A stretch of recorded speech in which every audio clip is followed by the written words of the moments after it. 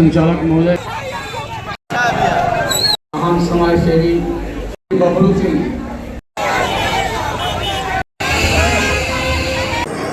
नमस्कार, मेरा नाम है दिलीप कुमार पांडे और आप देख रहे हैं नमस्ते यूपी का खास कार्यक्रम सबकी बात।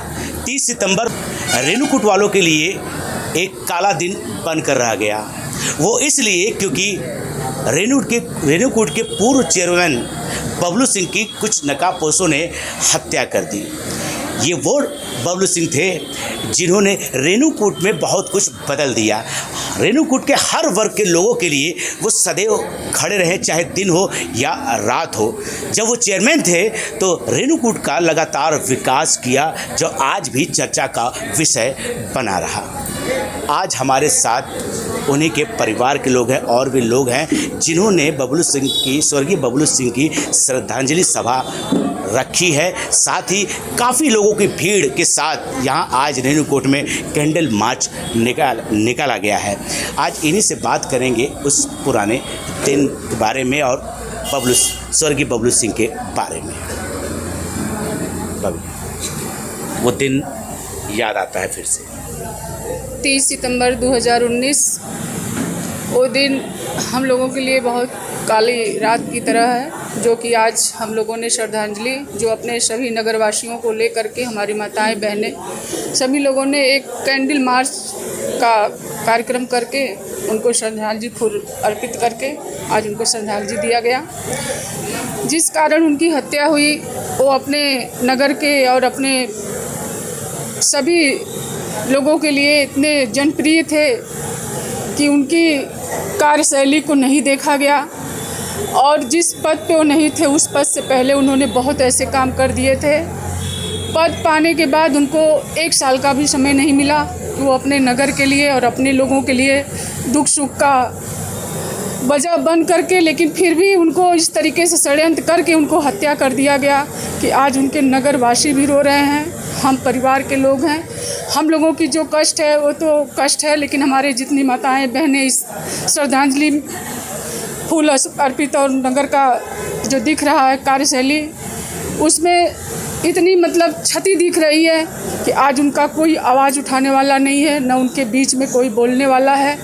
आज हमारा नगर उदासीन की तरह उदास है, जिसमें हम लोग। उन्होंने एक सपना देखा होगा, आप भी चेयरमैन रही, कुछ ही साल आपको रहना पड़ा, फिर उसके बाद एक ऐसा समय आया कि आप हार गए। वो जो सपने थे बाकी हैं अभी, कैसे पूरे हुए?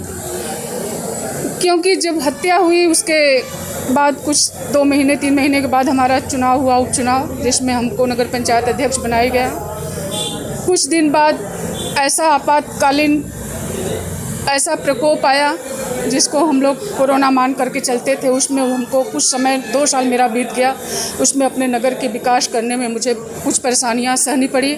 फिर उसके बाद मुझे कुछ समय मिला तो हमने अपने नगर के जितना मतलब हमने नगर का विकास किया, शायद हमको नहीं लग रहा है कि आज का जो समय चल रहा है उसमें नगर का विकास हो रहा है। और जो उनकी अधूरे सपने हैं, जैसे उन्होंने अपना जो अधूरा सपना छोड़ा था कि अपने नगर के लिए कुछ तो कार्य करके गए थे, लेकिन उनका कुछ कार्य बचा हुआ था जिसको हम लोगों ने पूरा करने का सपना का वादा किया था, लेकिन ऐसा षड्यंत्र करके हत्या भी किया गया और हम लोगों को मौका हाथ से छीन लिया गया। आज जो हत्यारे को हाथ में चला गया है, जो हमारे स्वयं पति का हत्या किया और करवाया, बाहर से भाड़े पर शूटरों को बुला करके, आज उसी की पत्नी चुनाव जीती है। आज अपने नगर का कितना विकास है, हमारी जनता और हमारी माताएं बहनें, आप पत्रकार बंधु सब देख रहे हैं, उसका वर्णन मुझसे ना करवाएं आप, मैं नहीं करना चाहती। ये तो मामला एक अभी लंबित है, कोर्ट में ये फैसला आगे का होगा ही। आज श्रद्धांजलि सभा है, आपने अभी कुछ वादे भी किए हैं, कुछ रह गया कसर कि ये भी बहुत कुछ? अभी तो जब तक जिंदा रहेंगे तब तक कार्य चलता रहेगा बबलू सिंह जी का, क्योंकि मैं हमेशा जब वो खड़े रहते थे कहीं जाते तो मैं पीछे पीछे हाथ जोड़ के खड़ा रहता था, कभी उनके सामने बैठा तक नहीं। तो जहाँ तक मुझे लगता है कि सबसे पहले उनका सपना था कि इस जो रेणुकूट नगर पंचायत जो परसीमन से बाहर है, जो 1995 में कभी नगर पंचायत में था, सबसे पहला सपना उनका ये था कि नगर पंचायत को हम लोग शामिल कराएंगे। और महादेव चाहे अगर जनता का प्यार आशीर्वाद मिला तो हमारी भाभी माँ ज़रूर रेणुकूट को जो मार्केट एरिया उसको नगर पंचायत में शामिल कराने का पूरा काम करेंगी। सत्ता में रह के या सत्ता के बाहर रह के? ज़रूरी नहीं है कि सत्ता में रहें, अगर पब्लिक का प्यार इसी तरीके से मिला तो बिना सत्ता के भी हम ये काम करके दिखा सकते हैं। मतलब सत्ता का लोभ अभी नहीं है? अभी भी नहीं है ना, आगे है। क्या चाहते हैं आगे? मैं यही चाहता हूँ कि हमारे रेणुकूट में शांति माहौल रहे। कंपनी यहाँ एक हिंडाल्को कंपनी है, यहाँ के यूथ के ऊपर ध्यान दे, नशे से हमारी यूथ दूर रहे, भागे, क्योंकि आने वाले समय में आप देख रहे हैं हर दिन नशे के बारे में वो बोला करते थे और आपने भी कुछ काम, अच्छा काम भी किया। जी, अभी मैंने कहीं से अपने, मेरा पवन है छोटा भाई और भी लोग हैं हमारे टीम के, इस विषय में लगे हुए हैं। जहाँ भी हीरोइन और इंजेक्शन जैसा काम हो रहा है वहाँ पे तुरंत हमारी टीम निशा बबलू सिंह के सदस्यगण वहाँ पहुँच के उन नशाखोरों को तुरंत पुलिस प्रशासन के सामने सुपुर्द करना। अच्छा, ये निशा बबलू सिंह टीम, ये ख्याल कहाँ से आया?